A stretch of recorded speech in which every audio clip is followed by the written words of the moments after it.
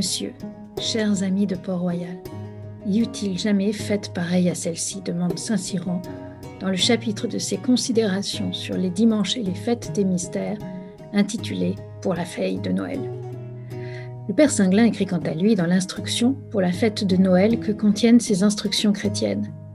C'est ce jour attendu depuis 4000 ans comme le renouvellement et la seconde création du monde, plus admirable sans comparaison que la première.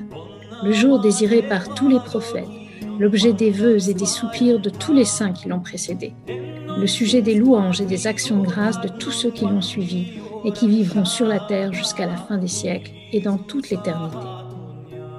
Nous n'allions pas laisser passer ce Noël 2020 sans marquer cette fête avec vous. Pendant une semaine, nous vous proposerons plusieurs minutes évoquant Noël à Port-Royal et en ce temps de nativité, ce berceau originel de Port-Royal que constitue Port-Royal des Champs-Lumières. Joyeux Noël à tous!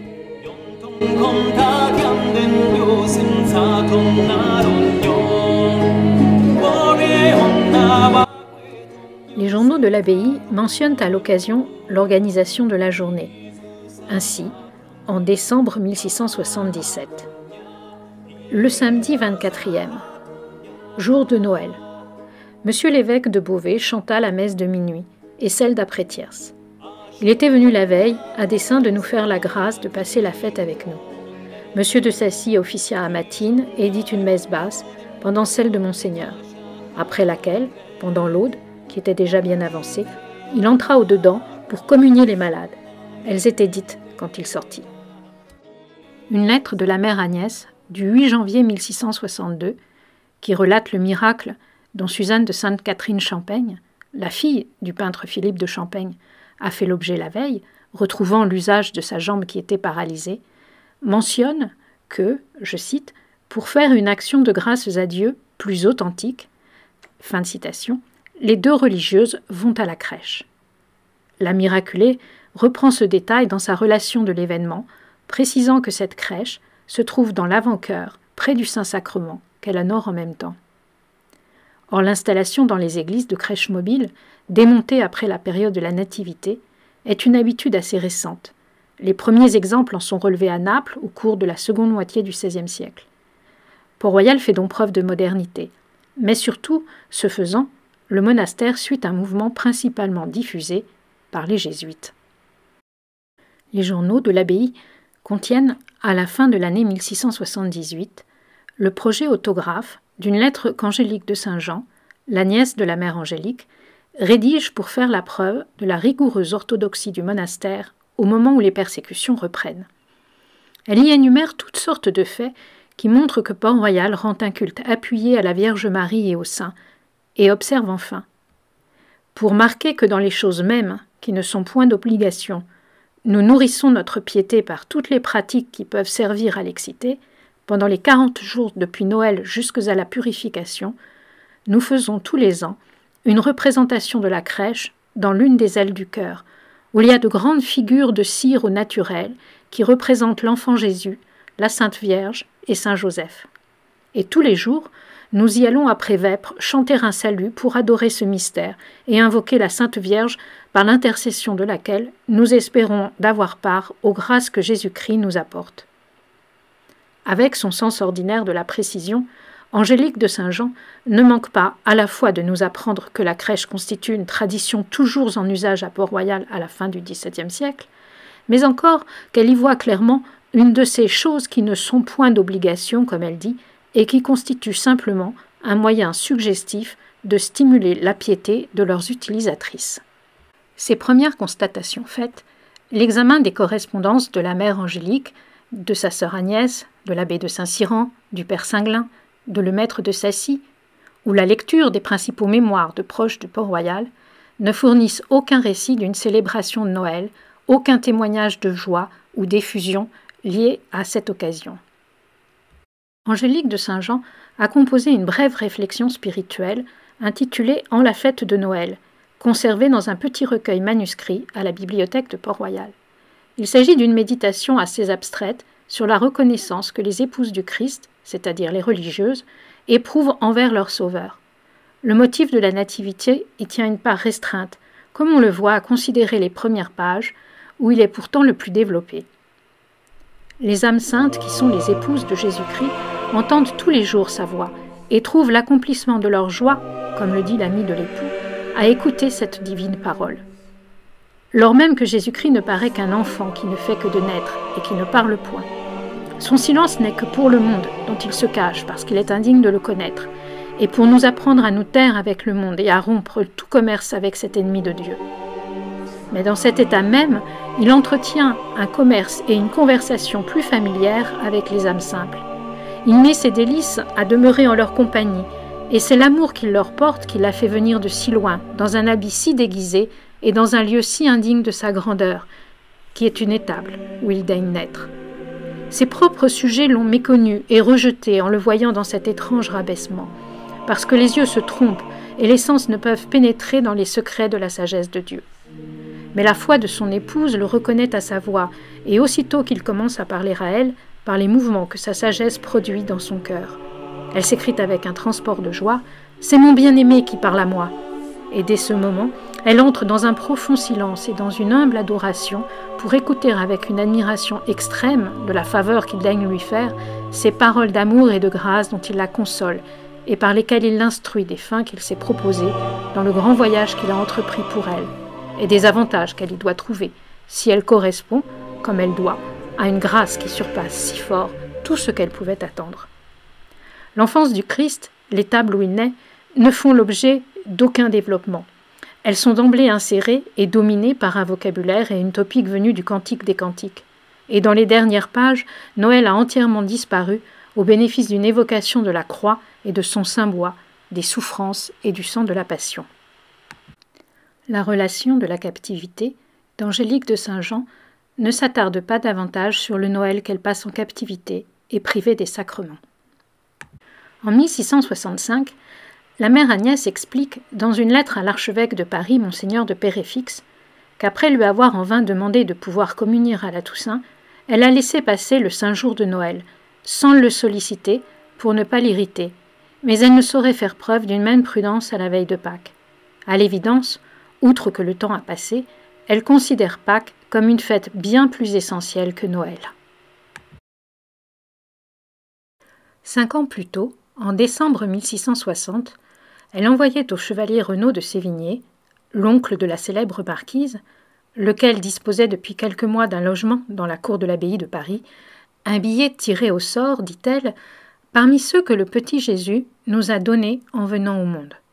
Il s'agit d'un fragment d'un livre prophétique sur lequel, selon une pratique répandue, le chevalier est invité à méditer. Si l'expression « petit Jésus » est exceptionnelle sous la plume d'une religieuse de Port-Royal et suggère un contenu en relation avec la nativité, la mère Agnès ne va pas outre. Aucune effusion, aucun épanchement du cœur, alors même qu'elle est réputée pour sa sensibilité. Il est impossible d'imputer ce silence à des dispositions intimes de tel ou tel écrivain de Port-Royal. Il est trop systématique. Enfin, le dictionnaire chrétien, où sur différents tableaux de la nature l'on apprend par l'écriture et les saints-pères à voir Dieu peint dans tous ses ouvrages et à passer des choses visibles aux invisibles, de Nicolas Fontaine, un gros in-folio de 683 pages, ne consacre aucune rubrique à la nativité, à des thèmes ou à des représentations que nous associons à celle-ci. Son auteur rédige d'amples notices sur l'âne ou le bœuf, mais il ne souffle mot de leur présence à Bethléem. C'est que Noël est perçu au XVIIe siècle, et d'une manière particulièrement insistante à Port-Royal, d'une façon différente de celle qui nous est familière. Relisons la réflexion en la fête de Noël d'Angélique de Saint-Jean que j'ai déjà citée. L'abondance des tournures restrictives à propos du Christ de Noël, il ne paraît qu'un enfant, il ne fait que de naître, son silence n'est que, est frappante. Elle révèle, de la part d'Angélique de Saint-Jean, une vision critique, appuyée sur le fait que le nourrisson ne maîtrise pas le langage, que son habit, c'est-à-dire sa manière d'apparaître aux hommes, est si indigne de sa grandeur, qu'on y songe, Dieu bébé dans des langes, se souillant et en toutes choses impuissant, et qu'il se trouve dans un lieu lui-même indigne, une vulgaire étable. L'enfant n'est pas considéré au XVIIe siècle comme un être humain à un stade particulier de son développement, doté de ses caractéristiques propres et particulièrement touchantes ou innocentes, mais comme une créature imparfaite, incomplète, un être humain encore mal advenu, une créature en laquelle l'essence l'emporte et domine la raison, appelant châtiments et corrections pour son bien. On connaît la locution « qui bene amat, bene castigat ». Elle est appuyée par plusieurs proverbes du livre de Salomon dans l'Ancien Testament, comme « la folie est liée au cœur de l'enfant »,« la verge de la discipline l'enchassera » ou « celui qui épargne la verge est son fils ». À une époque où l'enfant n'est pas roi, l'enfance du Christ n'est pas source d'attendrissement béat, mais scandale.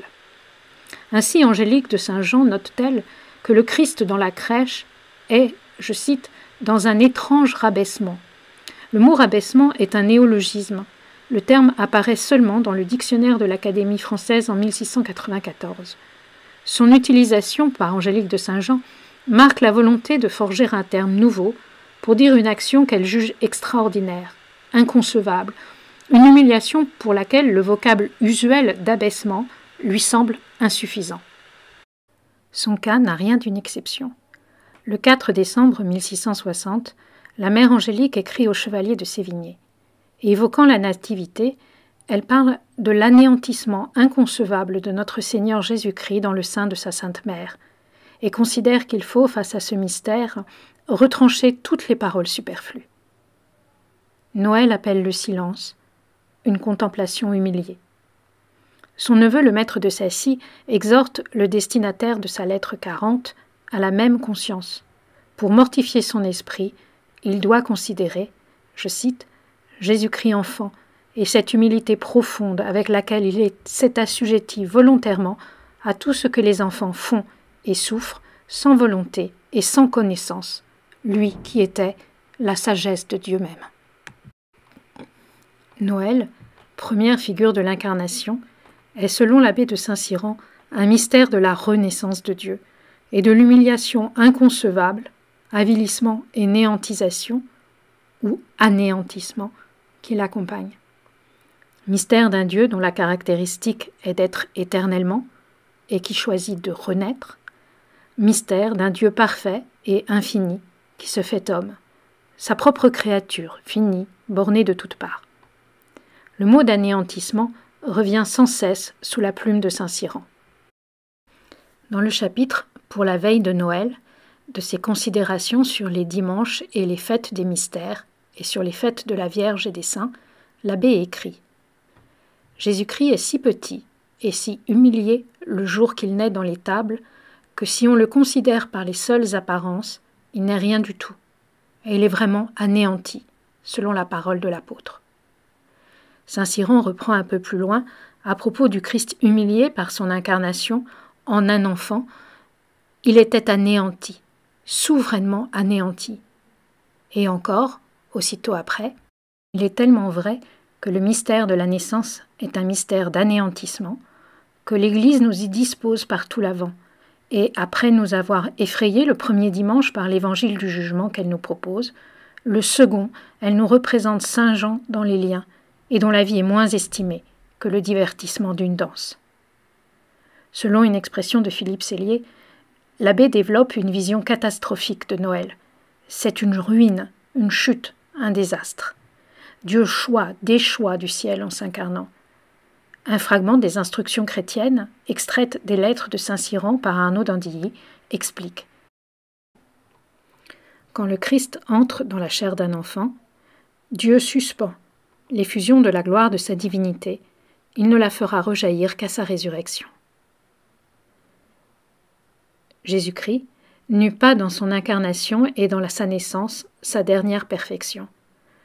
Car la gloire de sa divinité se devant dès lors répandre sur sa chair, Dieu suspendit cette effusion pour le rendre capable de sa résurrection.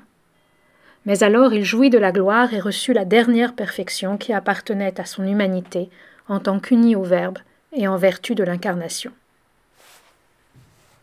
Saint-Cyran redouble la puissance de l'humiliation à laquelle équivaut Noël, en soulignant le caractère dramatique de cette naissance pour la Vierge Marie et pour le Christ. Il écrit dans ses réflexions pour la veille de Noël. La Vierge est seul dans sa chambre avant la naissance de Jésus-Christ, comme Adam était seul dans le paradis avant la création d'Ève. La Vierge est encore plus solitaire qu'Adam n'était dans le paradis, car la beauté des objets qu'il y voyait ont peut-être aidé à le gâter, en une manière que nous n'entendons point, au lieu que la Vierge était dans sa chambre sans être environnée de ces objets dont la vue seule nous peut infecter, comme font toutes les compagnies des hommes. Ou encore, il écrit « La patience et la souffrance sont la meilleure préparation à cette naissance du Sauveur, qui est grande et remarquable par le délaissement et par la privation de toute chose où la Vierge s'est trouvée. Dieu l'a même fait sortir de son pays, afin qu'elle fût plus seule et plus destituée de secours dans son accouchement. Mais plus elle est abandonnée des hommes, plus elle a été assistée de Dieu, soit d'une manière visible ou invisible. » Le drame de la Vierge, abandonnée des hommes, rejoue celui d'Adam, abandonné de Dieu après le péché originel. Marie se trouve même dans une détresse plus grande que celle du premier homme, mais elle n'est pas privée de l'assistance de Dieu. Le Christ, à sa naissance, est lui-même abandonné, insiste saint Cyran. L'abbé souligne la manière dont les habitants de Bethléem ont rejeté Joseph et Marie. Contraints de se réfugier dans une étable, un lieu réservé aux animaux, ils sont réprouvés, mis au rebut. Saint Cyran parle à propos de Noël d'un mystère de la réprobation. Qui pénétrera les mystères de la solitude et de la grotte, où il ne se rencontra que Joseph, Marie et Jésus, qui figurent par leur sacré ternaire et par leur sainte solitude, le ternaire des personnes divines et l'éternelle séparation où elles ont été de toutes les créatures, interroge-t-il. La substitution du terme de grotte à celui d'étable est intéressante. Elle marque une dégradation en remplaçant l'idée du couvert où on loge, où on retire les bestiaux, selon le dictionnaire de Furetière, c'est-à-dire d'un lieu qui est fondamentalement un abri, par celle d'une anfractuosité, naturellement creusée dans un rocher, d'une cavité en soi sans destination spécifique, qui n'a pas vocation à l'hospitalité ou à la protection même des bêtes. Une grotte est le plus souvent sombre et inquiétante. Elle est surtout, dans l'iconographie chrétienne, associée au désert, à la pénitence. La crèche n'est pas le berceau de paille que nous imaginons, mais une mangeoire à même la pierre. Or, le motif est repris plusieurs fois par la mère Agnès dans ses lettres. Alors que le chevalier de Sévigné se désole de n'avoir pas pu faire un riche présent à l'abbaye, elle le console le 9 janvier 1662 en lui écrivant que Jésus-Christ condescendra par sa charité à demeurer néanmoins avec lui et les religieuses qui l'accueillent près d'elle, je cite, « comme dans la grotte de Bethléem ou dans la petite maison de Nazareth ». À Madame de Sablé, le 23 décembre 1663, elle déclare « Entrons, je vous en prie très humblement, dans la grotte de Bethléem, pour y considérer l'état où le Fils de Dieu s'est réduit par l'obéissance qu'il a voulu rendre à un empereur. Ensuite de quoi, il a été privé de logement, d'assistance, de compagnie, de ses amis et de ses parents, et traité comme le dernier des hommes. Mais conformément au dessein qu'il avait de réparer l'injure que le premier homme avait faite à Dieu, en n'observant pas le commandement qu'il lui avait fait d'une chose si facile, ce qui l'a rendu redevable, non à sa justice, de souffrir les plus grands châtiments sans pouvoir expier son péché, si le Fils de Dieu n'eût opposé son innocence au crime qu'il avait commis. Noël, loin de toute grande foire commerciale et destitution. En naissant dans la grotte de Bethléem, dans un abandonnement de toutes les créatures, Dieu entreprend de combattre la cupidité des hommes, écrit la mère Agnès à la coadjutrice de Sainte, le même 23 décembre 1663. Dieu est né comme un esclave, dit pour sa part saint Cyran. Il écrit finalement dans ses considérations sur les dimanches et les fêtes des mystères, je cite, « Dieu a joint dans tous les mystères de son Fils les grandeurs aux abaissements, mais dans celui de la naissance, les grandeurs sont tellement cachées que sa divinité ne paraît presque point. » Le dépouillement et l'abandon du Christ à Noël posent finalement la nativité en double de la passion. Jésus-Christ est petit et humilié, dit saint Cyran, le jour qu'il naît dans l'étable et au moment qu'il paraît sur l'autel. La grotte de Bethléem annonce ainsi le jardin des Oliviers. Dans ses instructions chrétiennes, saint Cyran dresse le parallèle entre Jésus-Christ, je cite, « nu dans Bethléem lorsqu'il naquit », et, je cite de nouveau, « nu chez Pilate lorsqu'il fut fouetté et nu à la croix lorsqu'il mourut ». Dans ses considérations sur les dimanches et les fêtes des mystères, saint Cyran écrit à propos du Christ. Sa naissance et sa passion ont cela de commun, qu'hormis cette visite des anges et des pasteurs qui n'ont fait que passer, il a été pauvre et abandonné en l'une et en l'autre. La crèche et la croix, selon une expression de saint Cyran, sont deux faces d'un même mystère. L'abbé développe dans ses instructions chrétiennes. La naissance de Jésus-Christ, qui est le soleil de l'éternité, a été le premier jour du second monde, lorsqu'après être sorti du ciel, il s'est couché dans notre humanité mortelle. Et sa résurrection a été un autre jour où il est sorti comme un soleil du centre de la terre, pour se lever et faire le premier jour de notre félicité et de notre gloire dans notre humanité glorieuse et immortelle. La manière dont Angélique de Saint-Jean conclut sa méditation en la fête de Noël par des considérations sur le saint bois de la croix prend tout son sens dans cette perspective.